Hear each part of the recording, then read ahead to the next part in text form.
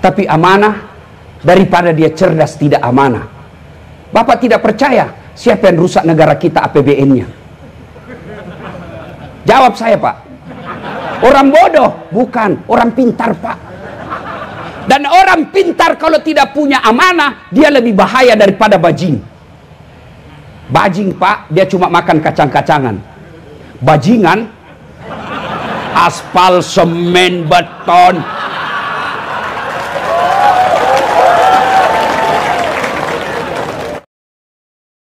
Nikmat 3A. Apa itu?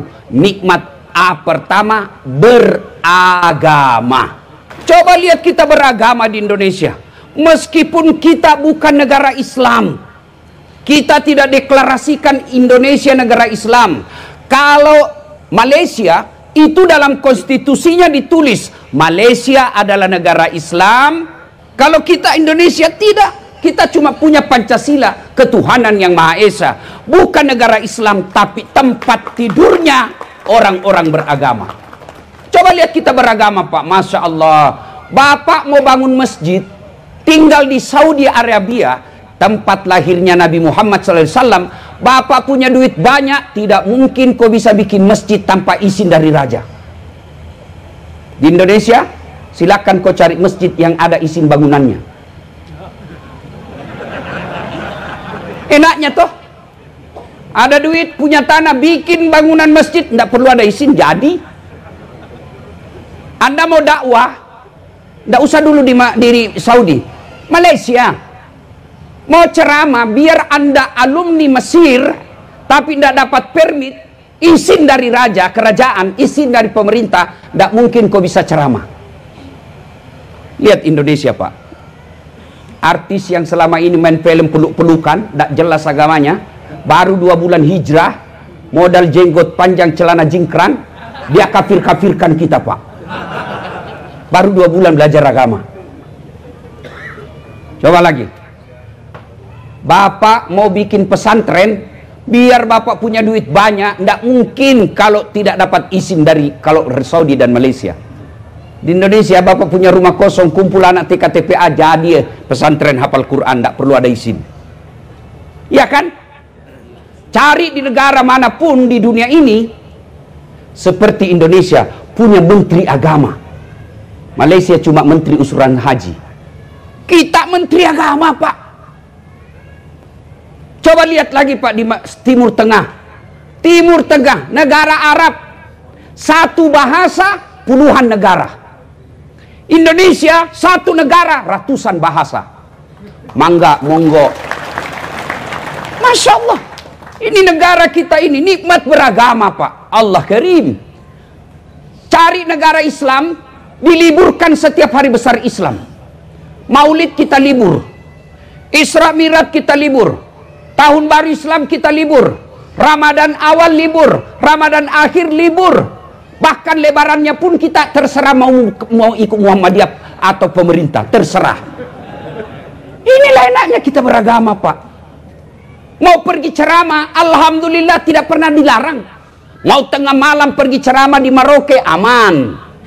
Mau sholat, tidak pernah dilarang. Bahkan dibikinkan masjid. Setiap kabupaten kota ada masjid agung. Dan itu dikelola APBN negara. Enaknya kita beragama. Satu aja yang tidak diterapkan syariat Islam. Apa? Potong tangan ketika mencuri. Kenapa tidak diterapkan? Saya yakin semua pegawai hampir semuanya dipotong tangannya kalau diterapkan.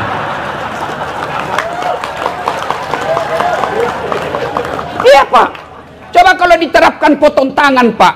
Waduh, rasa-rasanya semua itu di kantor pemerintah potong tangannya. Minimal dia curi kertas, curi printer. Apalagi rumah dinas habis, Pak, biar AC hilang semua.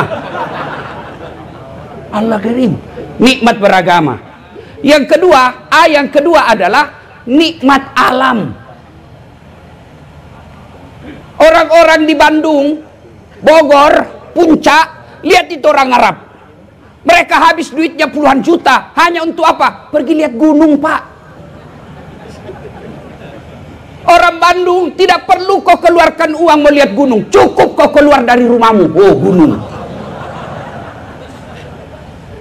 Orang Australia habis duitnya belahan juta sampai puluhan juta, hanya mau pergi lihat sawah di Bali. Hanya mau pergi lihat sawah, Pak. Dia tinggalkan pekerjaannya, dia tinggalkan keluarganya berhari-hari, cuma mau lihat sawah. Di Bandung, silakan kau keluar rumah, sawah terhampar. Masya Allah. Dalam tanahnya Indonesia ada nikel, ada emas, ada batu bara, di atasnya ada sawit, ada janda-janda. Oh, Masya Allah. Luar biasa, Pak. Seandainya saya calon bupati dan wakil bupati, saya program menyantuni janda-janda. Pasti penyokongnya banyak janda, Pak. Ayo, nikmat alam. Bapak coba deh lihat, kalau Bapak pergi ke Saudi, dari Mekah ke Madinah, Madinah ke Mekah, lihat itu, Pak, padang pasir. Kita alhamdulillah dari Jakarta ke Bandung, yes, kanan sawah, kiri ada kadang ke air terjun. Kita lihat, Masya Allah, nikmat betul ini negara kita, Pak. Nikmat alam. Yang ketiga, nikmat aman. Luar biasa negara kita ini. Oleh karena tiga nikmat ini, maka perlu dikelola dengan baik. Siapa yang harus kelola? Dalam Islam namanya khalifah. Apa itu khalifah? Jangan sangka buruk, seolah-olah khalifah itu potong tangan. Khalifah itu, saya punya makan, saya makan sendiri, bukan khalifah namanya itu, dasat namanya, pribadiku. Tapi kalau saya punya makan, saya pikir bagaimana supaya anakku bisa makan, saya pikir agar tetanggaku bisa menikmatinya, saya pikir agar 10 tahun yang akan datang tetap dimakan makanan yang sama, itu namanya khalifah. Maka dipilihlah pemimpin. Kalau bahasa Indonesianya kita wali kota, wakil wali kota, bupati, gubernur, presiden. Dipilih. Bagaimana cara pilihnya supaya aman negara kita yang tiga ini? Kata Nabi, pilih satu. Pilihlah dia karena fatona. Apa itu fatana? Cerdas. Tuan-tuan mau lihat dia cerdas, lihat aja gelarnya. Kalau ada gelarnya tidak pernah dilihat sekuliah, pasti itu jasanya bodong. Ada memang asli, tapi kuliah ada, kuliah tak ada, wisuda ada. Yang kedua, karena waktu sangat ringkas, turunan yang kedua kalau mau pilih pemimpin, kata Nabi, setelah fatona, lihat apa? Tabligh. Apa itu tabligh? Dia pandai bicara. Lihat aja dia nanti kalau sosialisasi. Nggak cocok jadi pejabat ini, goblok dia ngomong. Kau lihatlah ini semua nanti. Kalau ngomong aja ndak becus, berepotan, ndak cocok jadi bupati. Cocoknya dia jadi bapak rumah tangga saja. Keliru kalau kalian mengatakan, dia hanya bisa bicara. Memang pemimpin harus pandai bicara. Muhammad pandai bicara. Abu Bakar Siddiq santun berbicara teratur. Umar bin Khattab tegas dalam berbicara. Utsman bin Affan pandai ngomong. Ali bin Abi Thalib lebih cerdas lagi. Saya punya ide, saya punya pikiran, hebat sekali pikiran saya, tapi saya tidak bisa transfer. Bagaimana kepala dinas saya mau tahu? Pokoknya kau harus tahu apa yang di otakku. Jelaskan dulu, Pak. Maka pentingnya bicara dalam fakultas komunikasi yang saya ajarkan, ada khusus dilatih berbicara, namanya public speaking. Dipelajari itu, Pak, pandai bicara. Nah, pejabat kita ini kadang-kala saya heran, Pak. Bikin naskah bukan dia bikin naskah, Pak. Dia tinggal baca. Coba lihat tuh pejabat, Pak. Sudah setiap itu ada datang ajudannya bawa. Mohon maaf, Pak.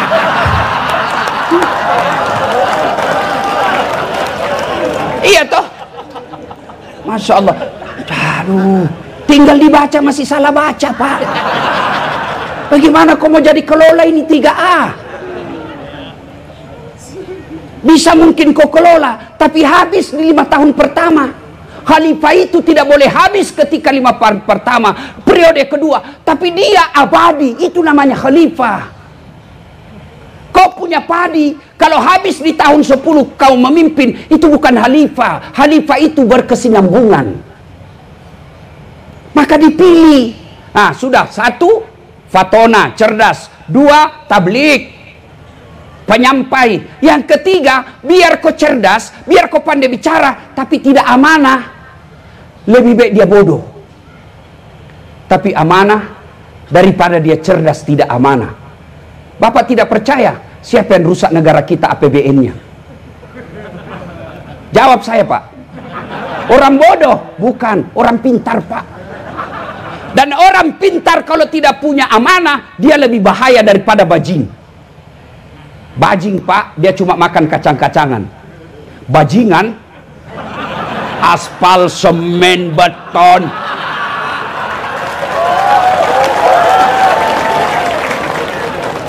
Nah inilah kau pilih, kau lihat-lihat mukanya ini.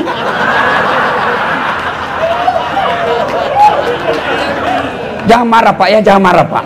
Jangan marah, Pak, jangan marah, Pak. Ini gunanya dakwah, ini gunanya dakwah.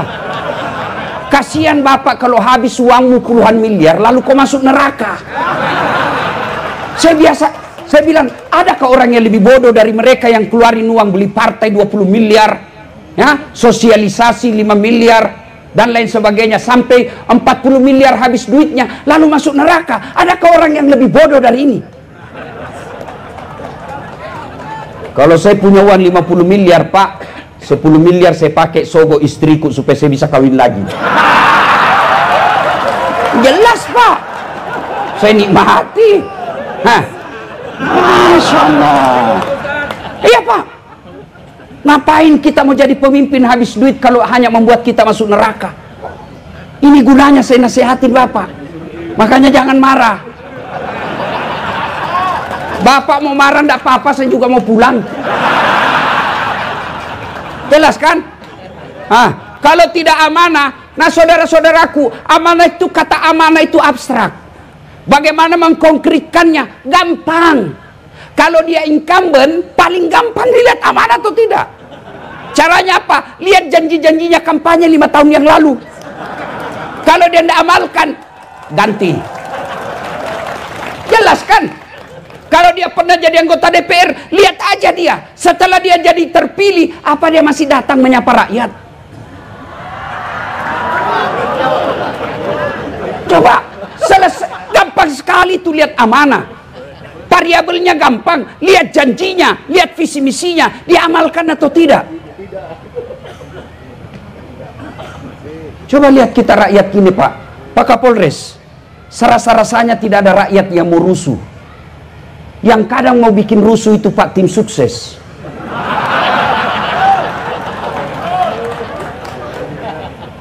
Dia gosok dia punya bupatinya. Ini Pak, apalagi kalau dia sudah kalah Pak, sudah ambil duit banyak, dia ini Pak ada kecurangan Pak. Pak, mau lagi lanjut biaya. Kepada para calon, maafkan saya Pak, jangan terlalu percaya sama tim sukses.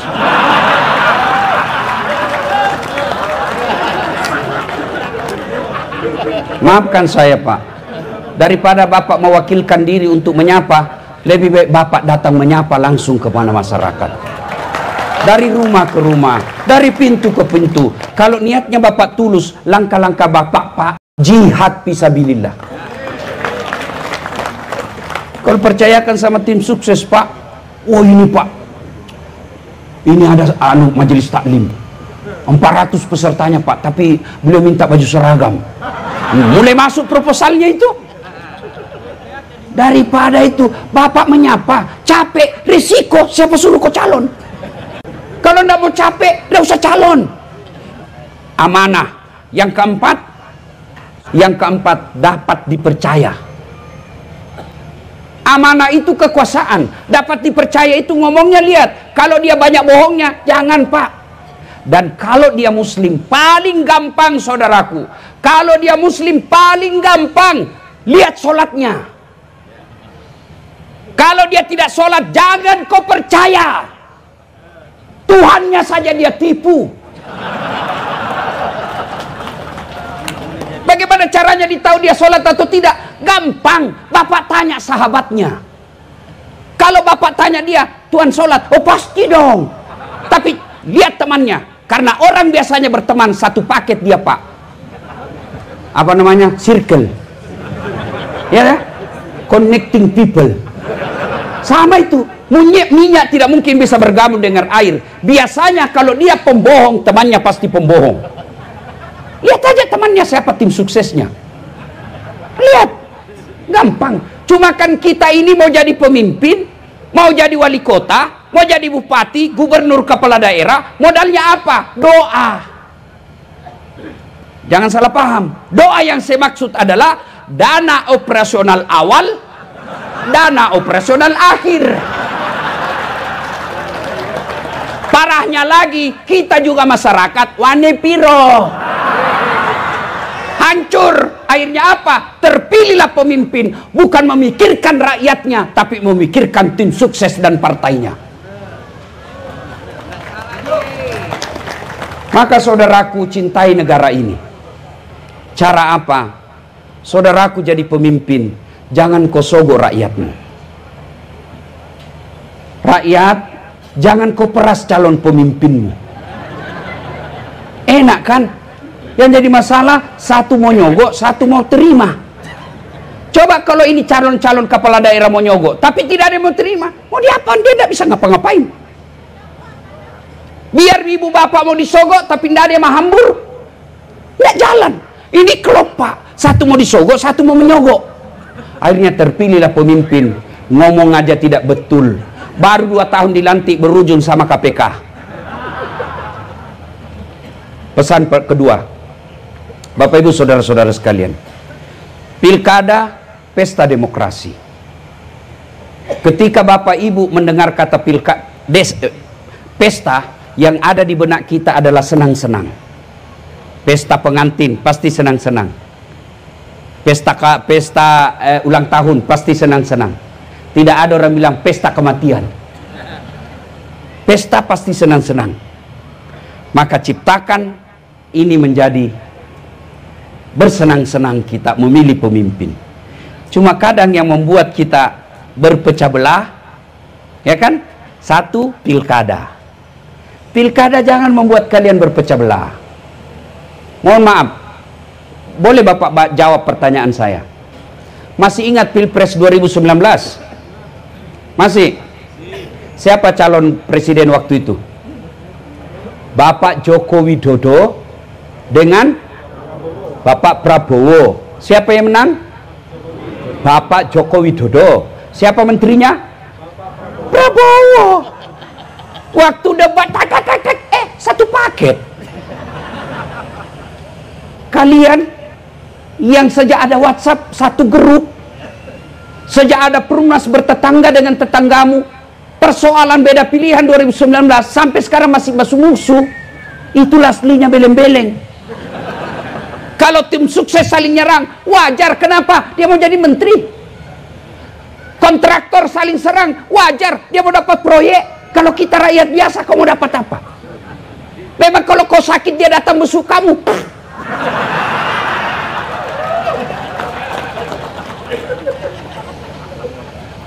Dua, yang bisa membuat kita pecah ini Pak, kesombongan. Apa yang kau mau sombongkan? Coba lihat di tempat ini. Siapa paling tinggi jabatannya kalau di kantor pemerintah? Ini 2 PJ. Wali kota dan bupati. Pemain pengganti Pak. Pemain antar waktu. Terpilih. Wabillahi taufiq wal hidayah, keluar Pak.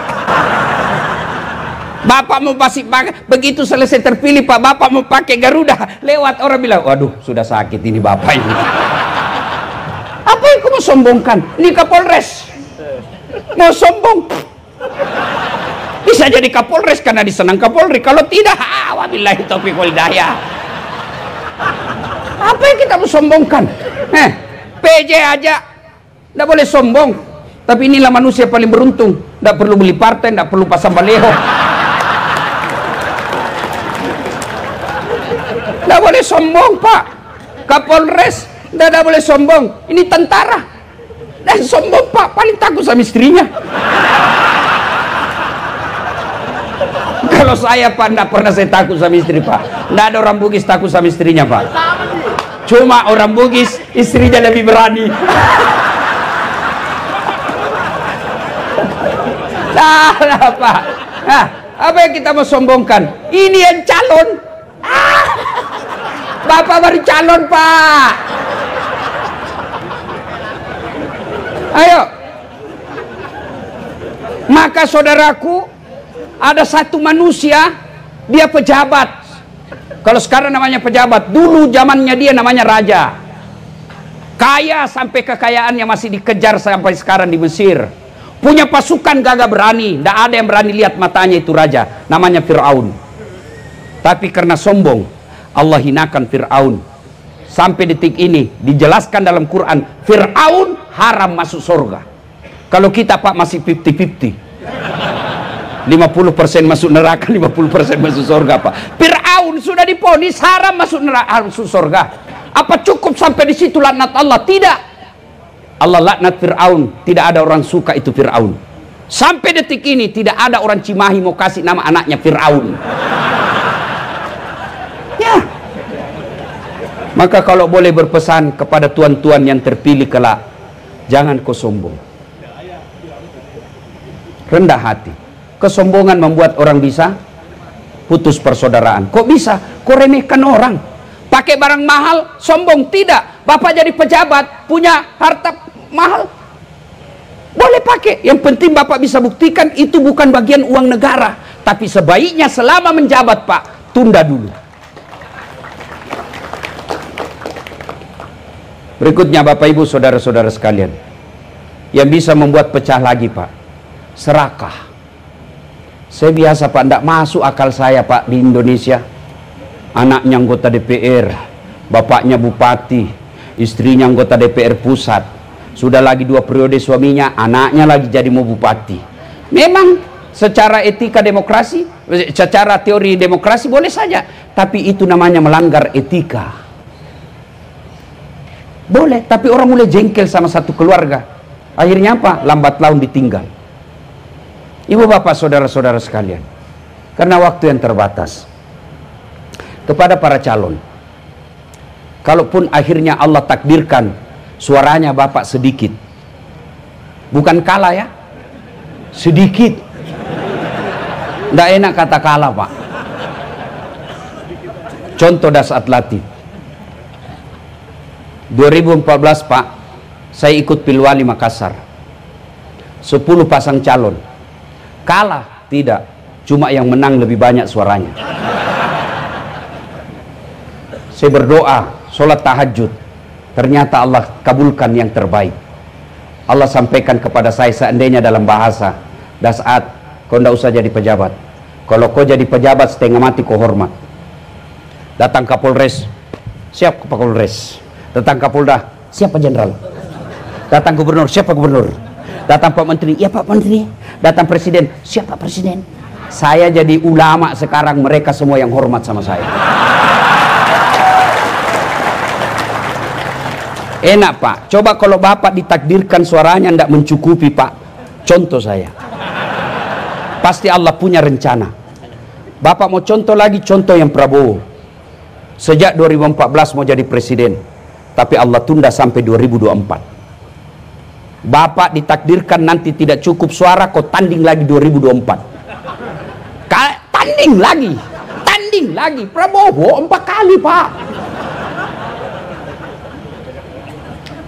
Enak kalau begini kita sikapi. Jangan sangka buruk.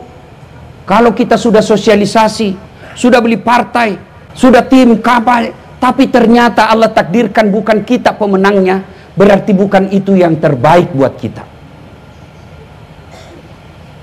Saya gagal waktu itu, tamat SMA karena gagal akabri. Saya mau jadi akabri, Pak, karena CPR tidak lulus.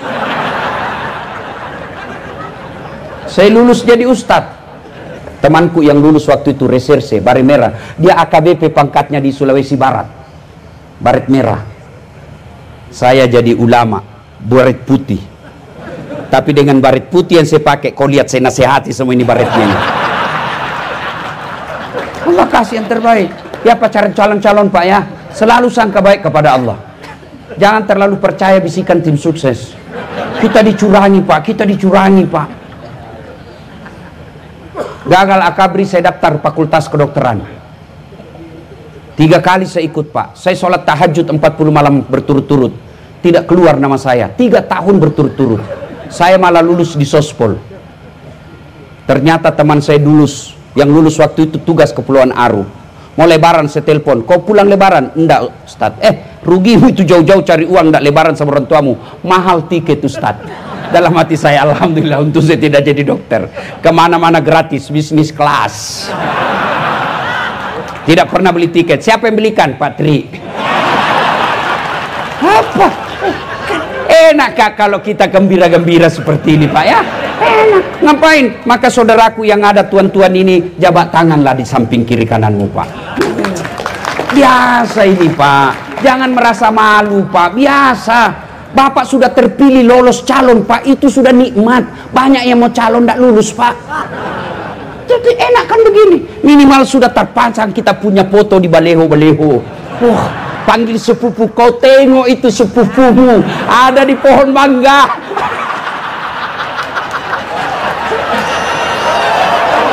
Ya, sudah enak Pak. Iya toh? Masya Allah. Kalau kita sikapi seperti ini nyaman Pak. Bapak saudara-saudara sekalian, saya cinta Bapak Ibu sekalian semua. Mari jaga Republik Indonesia. Negara kita ini sangat luar biasa Pak. Tidak boleh rusuh hanya karena persoalan pilkada yang hanya 5 tahunan. Kita berkewajiban menjaga ketertiban dan kenabayan bangsa kita. Bukan kewajiban polisi dan tentara semata, tapi kita semua rakyat Indonesia.